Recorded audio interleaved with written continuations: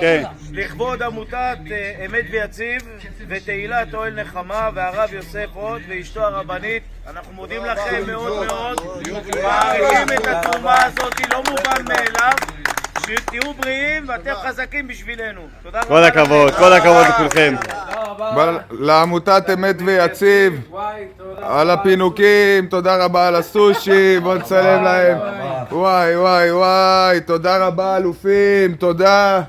אמת ויציב, תודה רבה על הכל, ממש נהנים, טעים, כיף, מעריכים המון, יישר כוח, עם ישראל חי. תודה רבה. תודה, תודה רבה, תודה.